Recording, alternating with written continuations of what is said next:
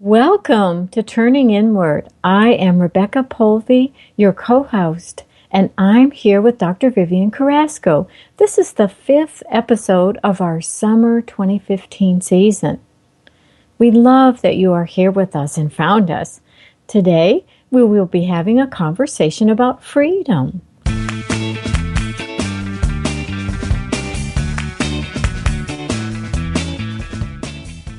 This podcast offers you the opportunity to explore new perspectives through compelling interviews with beautiful human beings and words of wisdom and love. This show was created to guide and inspire you. If you're looking for more meaning in your day-to-day life, if you're looking to be wowed by everyday people, if you're on a journey to joy, peace of mind, freedom, or a wild new adventure, then honey, you are in the right place. Welcome to Turning Inward with Dr. Vivian. Hello, Vivian. How are you doing today? Hello, Rebecca. Hello. Hi. I'm good. Good. Oh, I'm glad. Myself as well. Doing really, really wonderful today. You're always wonderful. Oh, thank you. Just always grateful that I got another day to put my feet on the floor. Gratitude is not anything to shake a stick at. That's right. That's kind of like the magic sauce. Yeah, absolutely. Gratitude is an elixir. I agree. I absolutely agree. And I have to tell you, freedom, it's been so funny. I've had I had a little bit of trouble focusing on the word. And I had this song stuck in my head ever since you picked the word freedom. And I guess I'm going to kind of date myself here because depending on the age of our audience, they might or might not be familiar with the song Me and Bobby McGee, sung by Janis Jophlin. And some of the words are, she's talking about busted flat in Baton Rouge waiting for a train, and then da-da-da some more. And then she says, freedom is just another word for nothing left to lose. So that was stuck in my head. And I know you mentioned that song, and I do not. I know of Janis Joplin, but I queued it up so that it would be right there because I wanted to hear what was in your mind. Here it is. Okay, go ahead. Here it is for everybody. Freedom is just another word for nothing left to lose. Nothing. That's all that Bobby left me. But feeling good was easy down when he sang the blues. Hey, feeling good was good enough for me. Good enough for me and my Bobby. She's awesome. Oh, I thought so too. Miss Janis Joplin rocking it out. Oh my gosh. Absolutely. Well, at first I thought I was just distracting myself from focusing, and then I thought, you know what? I think that this kind of way it speaks to me is like you need to free yourself from what keeps you there or holds you back. So I think that's why it was stuck in my head. And of course, I'm only human. I can get stuck sometimes. Of course you can. Yeah, absolutely. Let's just round it up to 30 episodes? If this is the first time you're stuck, then you're more than human. You're superhuman. All right. Well, Vivian, I was thinking about something. I'm so curious. Do you feel that, and I know you're excited about freedom, because I know you mentioned to me you were jotting down a lot of things about it that were popping in your head. So I guess my initial thoughts were of enjoying the freedom to experience life and love and nurturing oneself with happiness. And I was thinking there can be a really positive experience that comes with finding freedom. Yes. And you actually keyed in on my first, and probably my most important point is that it is the freedom to, not freedom from. So you said, I think freedom to enjoy, freedom to... I did. Yes, freedom to enjoy. And that's one of the most significant freedoms that I feel like I've had is freedom to have something, to enjoy something, to do something, instead of being free from something, like being free from pain or free from struggle or free from doubt. It's freedom to bring forth life, to be full in our living. One of the, I'm going to tell you this, and I might have told the story in a different way, but when I think of freedom, I think of that time that the car hit me when I was crossing the street. And in the moments between, the car hitting me, flying in the air, and landing on the street, it was maybe, I don't know, 5 seconds. But I feel like in those few seconds, the impact of the car freed my spirit or my consciousness or my soul from my body. And I tell the story of everything that happened in those few seconds, but the main thing that did is it gave me a sense of freedom outside of my body. Like, it was totally expansive. There was no constriction.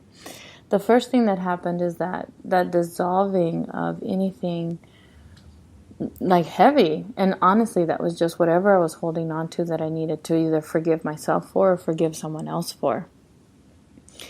And when I came back to, now it's a year and a half later, it is the same as looking at a light bulb and thinking that the light bulb's giving you the light instead of the filament within bringing forth the light.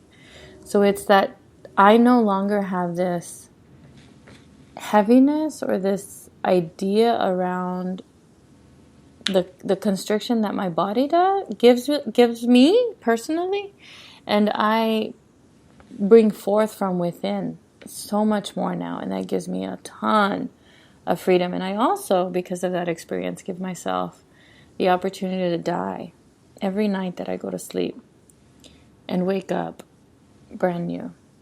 And that's heaven, all the way to heaven.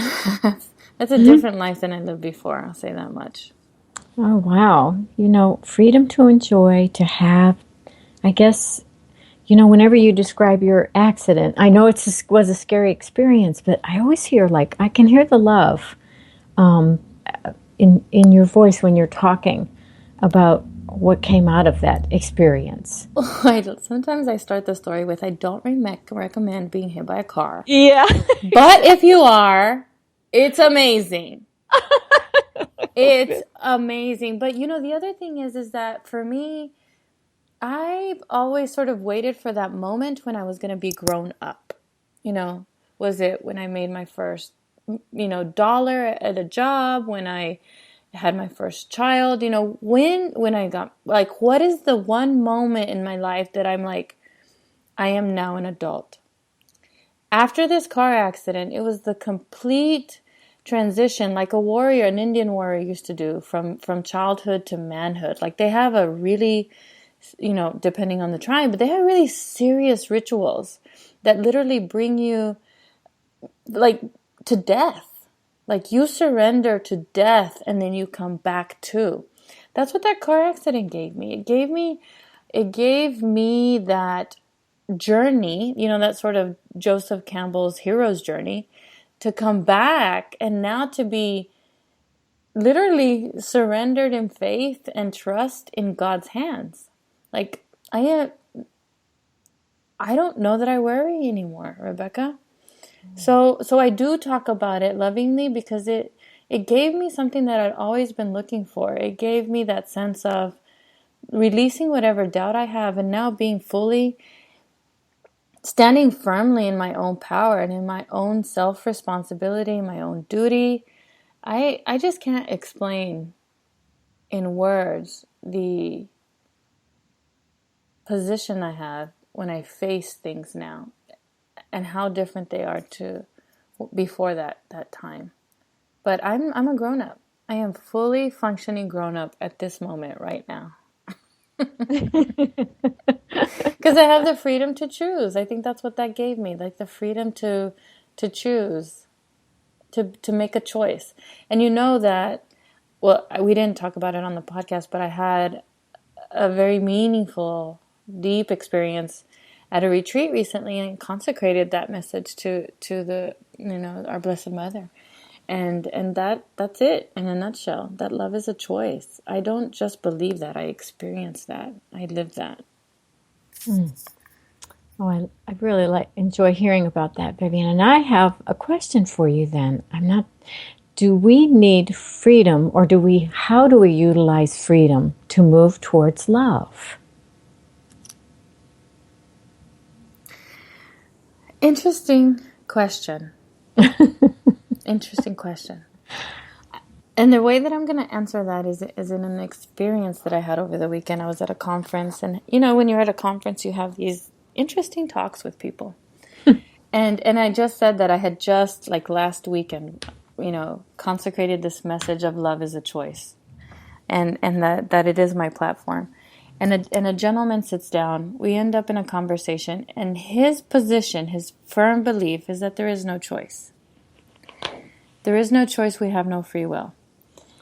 And I'm not going to go into the details of a conversation, but I'm going to say that is how we give ourselves freedom, is that we bring ourselves to a different level of awareness. Because what I'm going to say is that gentleman chose his level of awareness. And for him, if he could not see every one of the 60,000 options in front of him, then he felt like he wasn't making a conscious choice. Oh, does that make sense? And so yes. for many people, when they don't know firmly, like exactly what to do, they don't do anything. And so his comfort was in saying, I don't have a free will. I don't have a choice in the matter. Oh, wow. Oh. And to me, he was in some sort of mental jail, right? Yeah. Oh, yeah. I feel squeezy just listening to that. I like that word. Squeezed. Squeezy. I feel squeezy. Let's not be squeezy. No, I think I wrote it down, actually. Love is a choice, and it is my platform. And there was something I wanted to say to you. I wanted to know and I'm not sure, let me just say this, is Love.Being.Human like a platform to help lift yourself up to a state of freedom? Yes, it's both a platform, like, to ground yourself and move forward within this mystery and this mystery of life, this through everything, increasing your awareness, first in your body, in this state, through your own spiritual practice, your own presence, your own still quiet prayer, whatever that is, which is being, and then moving forward in a conscious choice towards a loving action, which is inspired. Yes, it's a platform. It's a platform, but it's also a process. And you don't always have to be kind of, shoulders back, kind of like Superman, move, sort of flying up into the air. You could be a turtle step, tiny little turtle, making that next little, reaching your neck out just slightly to move forward. Yeah. Oh, I love the way you put that. Yeah, and I did. I've been a turtle a lot lately, so I associate with the turtle so much. And and something else I was thinking a little bit about freedom. So I mean, like because I guess what I'm trying to say, I don't think that I felt that freedom is not being restricted by something that goes against like your own basic morals, or like I say, free will. So I really believe that. Mm-hmm. And we make a choice. Like we move beyond the futility of our mind. That is freedom. That is dissolving those invisible bars. Sorry to interrupt you. Yes. Oh no, that's okay. It was so interesting that you mentioned free will. And my husband and I were just having a discussion about that the other day. And I guess I think that freedom it's not free and like limitless, because we're still responsible for our actions and thoughts. So I'm just wondering how do we determine or set our borderlines for freedom? How are we aware that we have this freedom, but there's kind of like rules or or morals maybe that we have to woven in the freedom. Does that? Well, I think I get a sense of what you're saying, and you're right. Love is like nothing is free. Like there's no sort of free willy kind of stuff. We stand in our duty. Right. We stand in our duty and self-responsibility. We have a duty. We do our duty. But, and I wrote this down because it was so, when I was, you and I both sort of meditate and hold this close to our hearts and try to bring forth a clear, practical message for you as our audience to take home and bring closer to your heart. But what I wrote down is that the birds of the air, they neither toil nor spin. That is living in freedom. Freedom in the action, for the action, not for the result of it. And your husband, Esco would love this. This is part of the power of living in the present moment. Living in the now, because now is all we have. And going back to that first story that I shared about the accident, it freed me from the luggage, the heaviness, the pain of everything that I had ever carried in and through my body. Emotionally, physically, stories, whatever.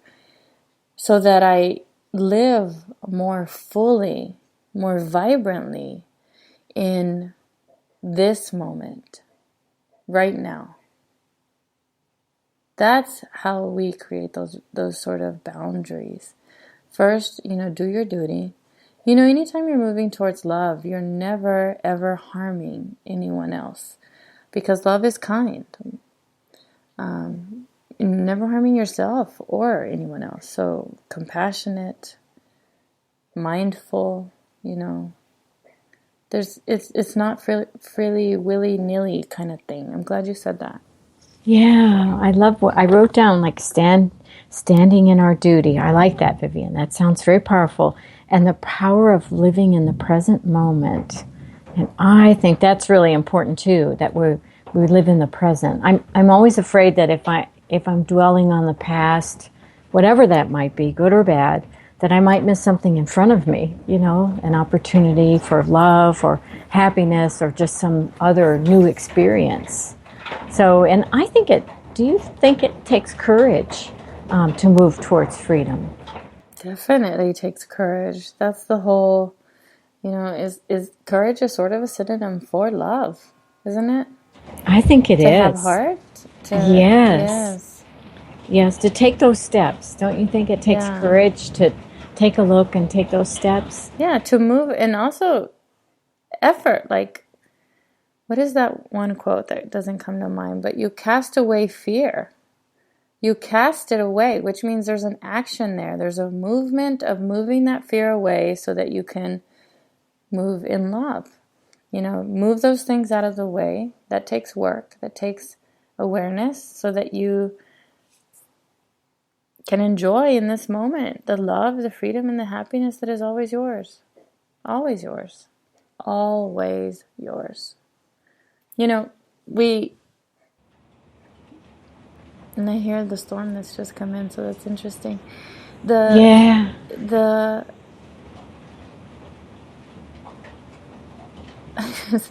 We can't own the wind. We can't own any of those things. We just surrender to them.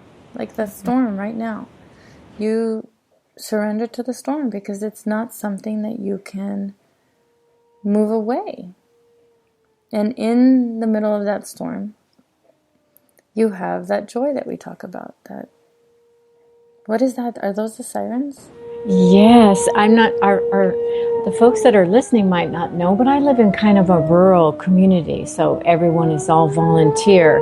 The fire station, and so I don't know. It could be something like lightning. We are having a rather bad storm here, so lightning could have struck something. There's something could be going on. I'm sorry about that, Vivian. No. Our body gives us those same sort of sirens, and we ignore it. If someone is in pain, it's a siren. It's a message that something is wrong, and you need to move something out of the way. And we don't pay enough attention to that critical piece. Suffering and pain are messages, just like that siren. Something happened. Something's going on. Pay attention. Open your awareness. Bring a deeper level of awareness to what is going on within you right now. So that's a good message for everyone, because that's what's going to lead you to freedom. That's what's going to lead. Those are the breadcrumbs that lead you back home to your own heart. Oh, I love that, Vivian. I've really enjoyed this conversation with you today. And also thank our audience very much for being with us here today. And if they enjoyed the conversation, we'd like to invite you to join our inner circle at viviancarrasco.com. And you can sign up for Vivian's newsletters there, or connect with her on Facebook or some of your other favorite social media platforms. And, Vivian does coaching. So if you need more intense or private coaching, you can reach out and let her know that. And I'm going to close with one final thought from Vivian. Like freedom, love demands courage. To change the love we receive, we will have to change our capacity to give love. Thank you for joining us today here on Turning Inward with Dr. Vivian. If the show moved the needle for you, please leave an honest review in iTunes. And also make sure you cruise on over to viviancarrasco.com and join us for personal strategies and tips to help you move forward. Ciao, baby.